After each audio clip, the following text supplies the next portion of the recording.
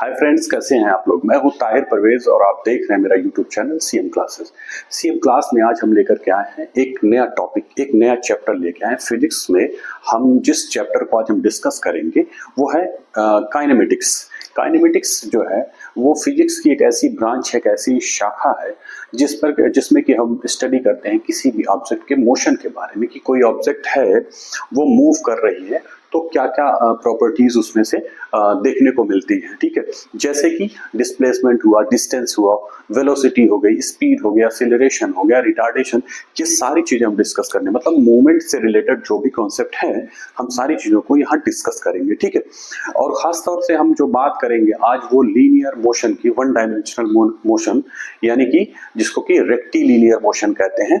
Rectilinear motion यहाँ पे इसलिए कहते हैं कि किसी भी ऑब्जेक्ट को, कोई भी ऑब्जेक्ट जो है उसको हम कंसीडर करते हैं कि वो एक पॉइंट है, एक बिंदु है। ठीक है, एक पॉइंट की शक्ल में उसको हम कंसीडर करते हैं और उसको फिर ये मानते हैं कि जब वो मूव करता है तो वो पूरा ऑब्जेक्ट ना करके बल्कि वो एक उसका मास जो हो वो एक पॉइंट पर सेंटर्ड हो जाता है। ठीक, और जब एक पॉइंट पर सेंटर्ड हो जाता है तो वो पॉइंट मूव करता है, इसीलिए इसको हम क्या बोलते हैं, रेक्टिलिनियर मोशन। तो आइए पहले हम बेसिक से चलते हैं। सबसे पहले देखते हैं कि एक्चुअल में काइनेमेटिक्स क्या है। ठीक है, फिर उसके बाद हम एक एक चीज को क्लियर करते हुए चलेंगे।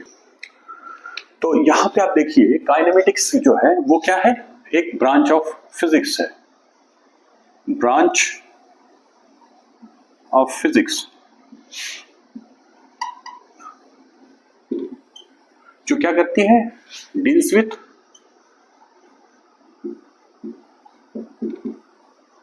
Motion of object. ठीक है,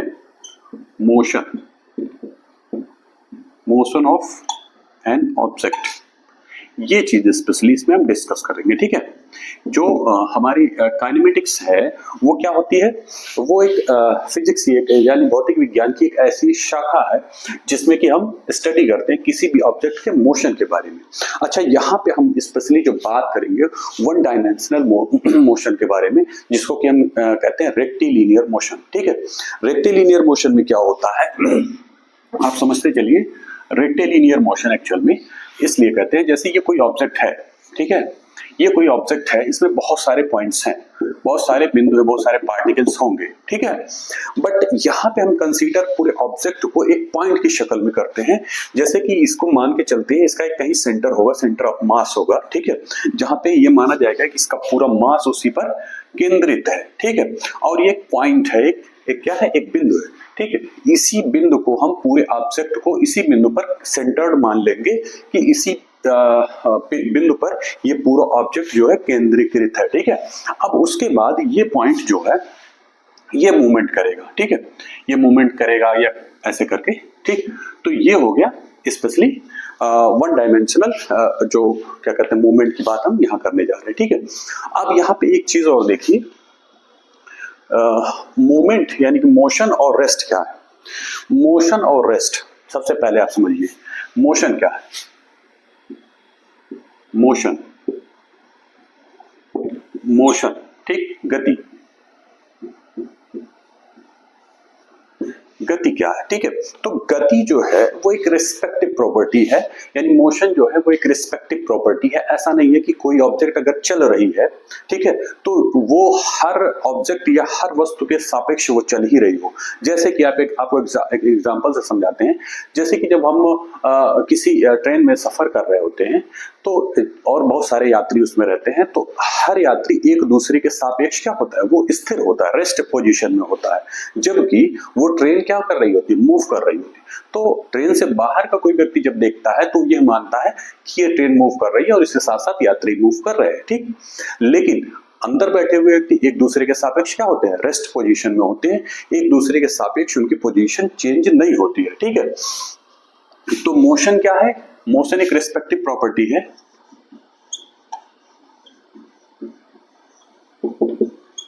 रिस्पेक्टिव प्रॉपर्टी। रिस्पेक्टिव प्रॉपर्टी इसलिए है जैसे कि कोई फिक्स पॉइंट है, इसके सापेक्ष मान लिया कोई ऑब्जेक्ट है वो मूव कर रही है इसके सापेक्ष, तो अगर इसकी पोजीशन जो है ऑब्जेक्ट की इस पॉइंट सपोज ये ए है, अगर ए के सापेक्ष इसकी पोजीशन जो है ऑब्जेक्ट की चेंज होती है तो ये माना जाता है कि वो ऑब्जेक्ट मोशन में है, ठीक है, मोशन में है, ठीक। और अगर पोजीशन इसकी चेंज नहीं होती है, अगर ए के सापेक्ष इस मूविंग ऑब्जेक्ट की अगर पोजीशन चेंज नहीं होती है तो हम ये मान के चलते हैं कि ऑब्जेक्ट क्या है, रेस्ट में है, ठीक। अच्छा, यहाँ पे एक सवाल ये पैदा होता है कि पोजीशन क्या है, ठीक, पोजीशन क्या है, किसी भी ऑब्जेक्ट की पोजीशन क्या है। तो पोजीशन को इंडिकेट करने के लिए हमारे पास एक सिस्टम होता है, वो सिस्टम है कार्टेशियन सिस्टम। कार्टेशियन प्लेन आप लोग ने पढ़ा होगा, कार्टेशियन प्लेन मतलब कोऑर्डिनेट ज्योमेट्री में पढ़ा होगा। तो यहाँ पे एक कार्टेशियन प्लेन है, 3 डायमेंशनल के लिए एक्स वाई जेड तीनों होता है, 2 डायमेंशनल के लिए एक्स और वाई, ठीक, एक्स एक्सिस, वाई एक्सिस और जेड एक्सिस, कुछ ऐसे करके होता है। तो कोई भी ऑब्जेक्ट है, अगर सपोज ये कोई ऑब्जेक्ट ए है या कोई पॉइंट ए है, तो इसकी पोजीशन हम जो यहाँ पे इंडिकेट करेंगे वो इस ओरिजिन के सापेक्ष, वो से ओरिजिन को इंडिकेट करते हैं और ओरिजिन के सापेक्ष ही हम किसी बिंदु की या किसी ऑब्जेक्ट की हम पोजीशन को निर्धारित करते हैं, ठीक है। आपने पढ़ा होगा पोजीशन वेक्टर। पॉइंट ए है, सपोज ये पॉइंट ए का पोजीशन वेक्टर क्या होगा, ये पॉइंट ए का पोजीशन वेक्टर आपने पढ़ा होगा, जैसे X A I plus Y A I sorry J और प्लस जेड ए जे, ये हो गया के, ठीक। तो ये पोजीशन वेक्टर हो गया, ठीक है। तो ए का पोजीशन वेक्टर ये हो गया, यानी किसी भी ऑब्जेक्ट की पोजीशन को इंडिकेट करने के लिए हम कार्टेशियन सिस्टम का सहारा लेते हैं, ठीक। उस कार्टेशियन सिस्टम में कोई भी पॉइंट जो होता है उसकी वेक्टर के हिसाब से उसकी पोजीशन हम निर्धारित करते हैं, कुछ इस तरीके से इंडिकेट करते हैं, ठीक है। तो ये हो गई पोजीशन। अब ये हो गई पोजीशन। अब अगर इसका कहा जाए कि पोजीशन वेक्टर क्या है, ठीक है, तो पोजीशन वेक्टर आप ये समझिए कि जैसे OA जो है इसका पोजीशन वेक्टर हो गया। OA को इंडिकेट करने के लिए इसे अगर हम सपोज स्मॉल r से इंडिकेट करें, RA is equal to OA, और ये एरो लगाने का मतलब ये हो गया कि ये एक वेक्टर है, ठीक है। इसकी जो वैल्यू है वो यही हो जाती है, XA I cap plus YA J cap plus ZA के कैप, ये पोजीशन होगी, ठीक है, पोजीशन वेक्टर हो गया। ये पोजीशन वेक्टर जो है वो O के सापेक्ष, ठीक है, O के सापेक्ष ये हमारा A का पोजीशन वेक्टर हो गया, ठीक। इसी तरीके से अगर 2 पॉइंट सपोज हैं, ठीक, यहाँ पे 2 पॉइंट्स अगर हैं, बहुत डीप नहीं जाएंगे हम इसमें, बस थोड़ा सा ऐसे ही हल्का फुल्का आपको वेक्टर के पर्सपेक्टिव में हम बताने का प्रयास करते हैं कि पोजीशन क्या होती है, क्योंकि हमने मोशन में बताया कि पोजीशन जब चेंज होती है किसी भी ऑब्जेक्ट की तब वो माना जाता है कि वो मोशन में है, अगर पोजीशन चेंज नहीं होती है तो ये माना जाता है कि वो रेस्ट में है, ठीक है। यहाँ पे हम O के सापेक्ष इसका वेक्टर हमने ले लिया। इसी तरीके से अगर कोई पॉइंट सपोज P है यहाँ पे, ठीक, तो यहाँ पे इसका जो P के सापेक्ष A का वेक्टर अगर हम दे तो ये होगा vector AB is equal to, फिर हम यहाँ से इंडिकेट करेंगे दोनों। अब जैसे ये अगर ये RA है, वेक्टर RA, और ये पॉइंट B का वेक्टर जो है वो RB, ठीक। तो B के सापेक्ष A का जो पोजीशन वेक्टर है वो उसको इंडिकेट करेंगे ऐसे, ये सपोज ये हो गया RB, vector RB minus vector RA is equal to, यहां से इसका हो जाएगा XAI plus YA J plus ZAK। इसी तरीके से यहाँ का इसका B का पोजीशन वेक्टर हो जाएगा XBI cap YB J cap plus ZBK cap. ये हो गया दोनों का पोजीशन वेक्टर। अब ये तो ओरिजिन के सापेक्ष दोनों का पोजीशन वेक्टर है, लेकिन अगर ओरिजिन के सापेक्ष ना लेकर के एक दूसरे के सापेक्ष ले, B के सापेक्ष A का, तो यहां से बस कुछ नहीं करेंगे। यहाँ पे देखिए इसका हो जाएगा XB minus XA I cap plus y b minus y a j cap plus z b minus z a k cap. ये हो गया पोजीशन वेक्टर, ठीक है। बी के सापेक्ष ए का पोजीशन वेक्टर। बहरहाल इसमें हमको बहुत डिटेल नहीं जाना है, ये हमने मोटी मोटा ऐसे ही वेक्टर का बता दिया। लेकिन आप समझिए कि हम जो बात कर रहे हैं, बात वो ये कर रहे हैं कि कोई भी ऑब्जेक्ट की पोजीशन अगर किसी बिंदु के सापेक्ष अगर पोजीशन चेंज होती है तब वह माना जाएगा कि वो ऑब्जेक्ट क्या है, मोशन में है। अगर पोजीशन चेंज नहीं होती है तो ये माना जाएगा कि वो रेस्ट में है, ठीक। यहां तक मुझे लगता है कोई डाउट नहीं। अब आइए हम बात करते हैं डिस्टेंस और डिस्प्लेसमेंट के बारे में, ठीक है। सबसे पहले हम बात करेंगे डिस्टेंस।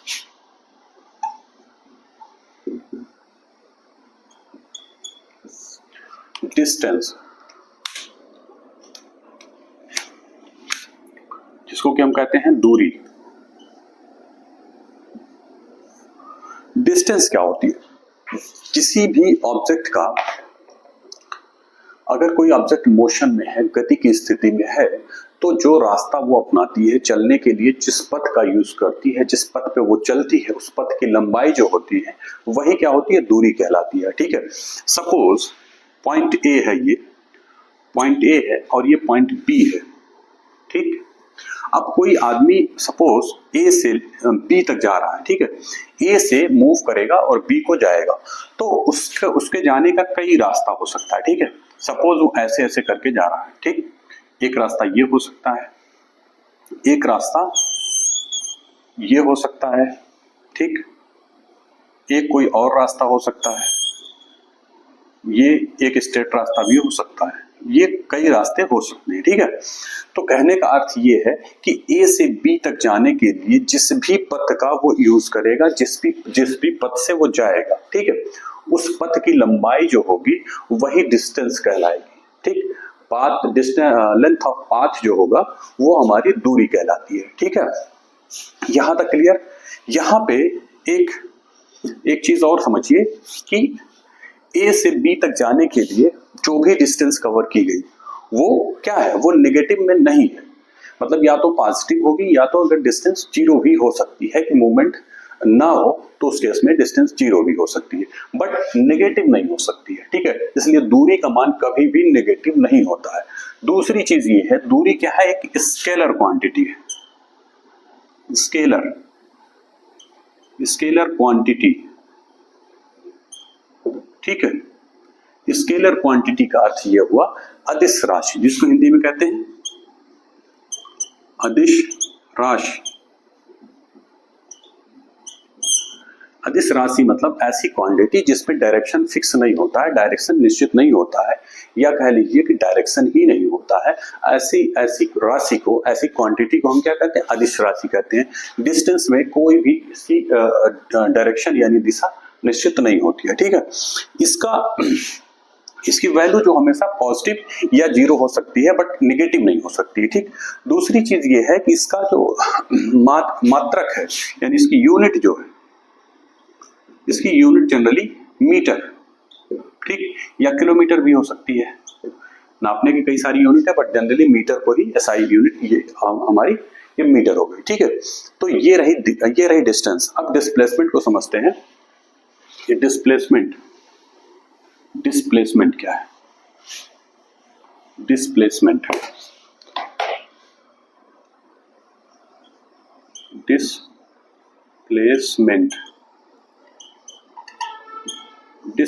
जिसको कहते हैं विस्थापन। विस्थापन जो है वो दूरी से थोड़ा सा अलग है, ठीक है। विस्थापन में क्या होता है कि कोई भी ऑब्जेक्ट है वो अगर मूव करती है, ठीक, तो दूसरे एक पॉइंट से दूसरे पॉइंट तक जब जाती है तो उसमें दूरी में क्या होता था कि कोई भी रास्ता अपना करके कोई भी ट्रेवलिंग पाथ हो सकता था। बट यहाँ क्या है, यहाँ पे एक शॉर्टेस्ट डिस्टेंस, जैसे ए से बी तक अगर जाना है हमको, ठीक है, तो जो सबसे करीब का रास्ता है, जो सबसे छोटा रास्ता है, जो सबसे शॉर्ट रास्ता है, उसी को हम क्या कहते हैं, डिस्प्लेसमेंट कहते हैं। ठीक है, डिस्प्लेसमेंट सिर्फ छोटा रास्ता ही नहीं बल्कि इससे भी कहीं आगे और भी चीजें इसमें और भी सारे तथ्य छिपे हैं। आइए हम समझते हैं एक एक करके कि एक्चुअल में डिस्प्लेसमेंट देखने में जितना सिंपल है बट उतना सिंपल है नहीं, इसमें कॉम्प्लेक्सिटी है थोड़ी सी। आप समझिए, जैसे ये पॉइंट ए है, ठीक, ये पॉइंट बी है, ये पॉइंट सी है, ये पॉइंट कोई सी है, ठीक। अब एक आदमी को ए से सी तक जाना है, ठीक, तो वो ऐसे जाएगा, ए से बी जाएगा, बी से सी जाएगा, ठीक। ए से बी जाएगा और बी से सी जाएगा, तो उसकी डिस्टेंस जो हो गई कितनी हो गई, यहां से जो दूरी होगी और यहां से, ये दोनों दूरी जोड़ लेंगे। अगर ये D1 है, सपोज ये D1 है, ये D2 है, ठीक। तो अगर डिस्टेंस की बात हम करें तो डिस्टेंस कितना हो जाएगी, D1 प्लस D2, ठीक। लेकिन डिस्प्लेसमेंट D1 प्लस D2 नहीं होगा, बल्कि A से C के बीच में शॉर्टेस्ट डिस्टेंस जो होगी वही, ठीक, ये हो जाएगी। ये अगर D है तो ये डिस्प्लेसमेंट हो जाएगा, ठीक है। तो यहां पे आप देखिए डिस्प्लेसमेंट क्या हो गया, डिस्प्लेसमेंट जाहिर सी बात है डिस्टेंस से कम है, ठीक। तो डिस्प्लेसमेंट जो होता है वो डिस्टेंस से छोटा भी हो सकता है या डिस्टेंस के बराबर भी हो सकता है, ठीक। एक चीज और है इसमें कि डिस्प्लेसमेंट जो होता है वो हमेशा या तो डिस्टेंस से छोटा रहेगा या डिस्टेंस के बराबर रहेगा, ठीक। यहां से हमने ये सिद्ध कर दिया एक चीज और कि डिस्टेंस जो है वो बड़ी है और डिस्प्लेसमेंट छोटा है, ठीक। अच्छा, डिस्टेंस जीरो, ऐसा भी हो सकता है कि डिस्टेंस कुछ भी हो, मतलब 10, 20, 30 मीटर कुछ भी हो सकती है, बट ऐसा हो सकता है कि उसके सापेक्ष जो संबंधित डिस्प्लेसमेंट हो वो जीरो भी हो सकता है। आइए देखते हैं कैसे। इसी फिगर से समझते हैं, अगर कोई आदमी ए से बी तक जा रहा है और फिर बी से सी तक जा रहा है और सी से वापस ए तक आ जा रहा है, तो वहां पे डिस्प्लेसमेंट क्या होगा, डिस्प्लेसमेंट जीरो होगा। क्यों? क्योंकि फाइनल पोजीशन यानी अंतिम स्थिति क्या है और प्रारंभिक स्थिति, इन दोनों के बीच के अंतर को ही डिस्प्लेसमेंट कहेंगे। इन दोनों के बीच के अंतर को, प्रारंभिक स्थिति और अंतिम स्थिति जो होगी उसके बीच के अंतर को ही हम डिस्प्लेसमेंट कहेंगे। यानी डिस्प्लेसमेंट को और आप डिफाइन करें तो displacement is equal to final position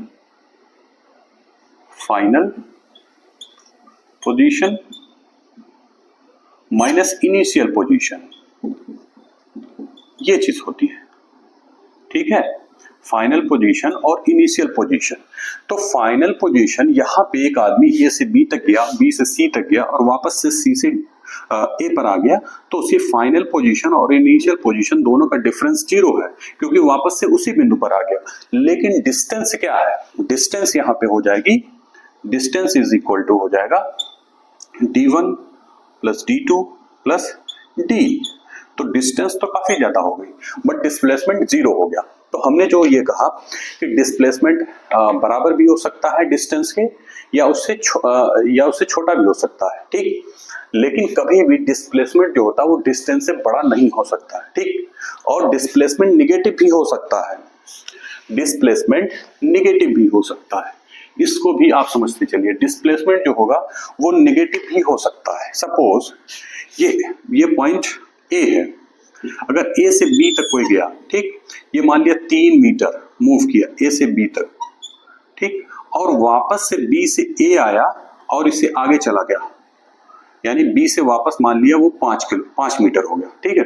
ये डिस्टेंस अगर 5 मीटर है, ये पॉइंट सी पर वापस पहले गया इधर, फिर इधर से घूम करके वापस आ गया इधर, तो यहां पे जो डिस्प्लेसमेंट होगा वो क्या होगा, वो -2 हो जाएगा, -2 हो जाएगा।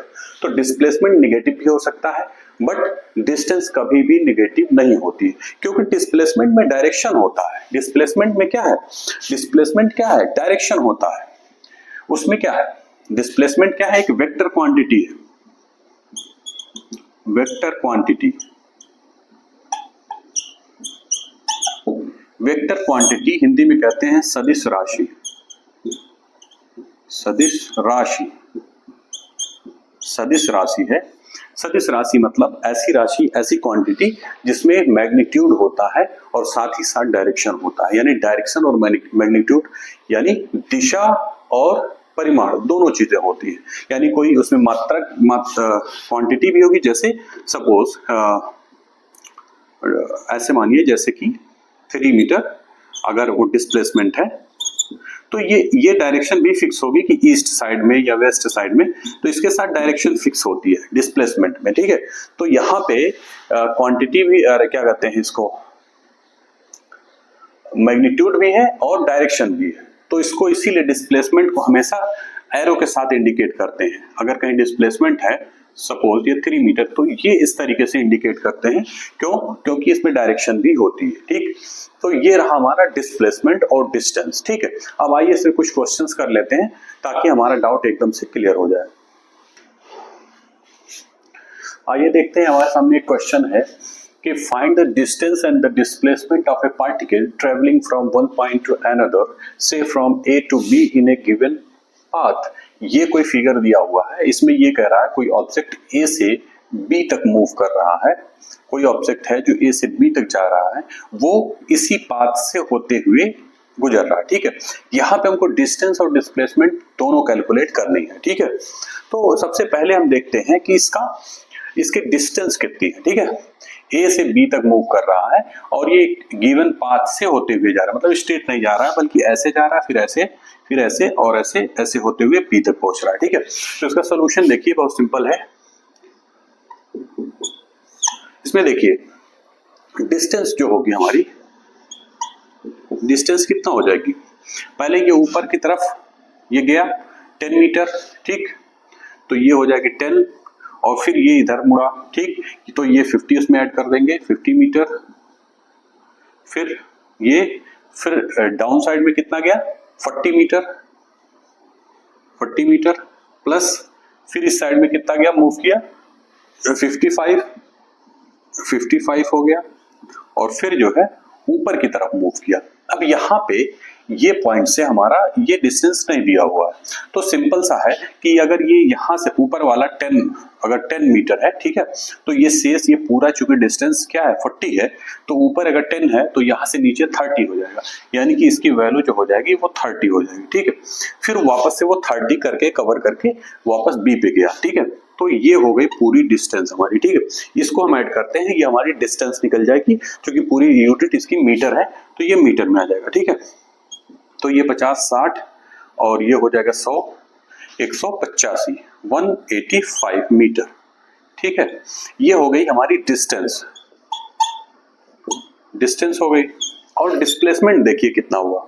डिस्प्लेसमेंट क्या है, डिस्प्लेसमेंट हमने बताया, अभी बताया कि किसी भी दो पॉइंट के बीच में जो शॉर्टेस्ट डिस्टेंस होती है, यानी सबसे कम डिस्टेंस की जो दूरी होती है, सॉरी जो ट्रेवलिंग पाथ होता है, उसको हम क्या कहते हैं, डिस्प्लेसमेंट कहते हैं। यानी ए से बी के बीच में शॉर्टेस्ट डिस्टेंस, डायरेक्टली हम ए से बी को चले आए, इतना घूमने की आवश्यकता नहीं है, ठीक।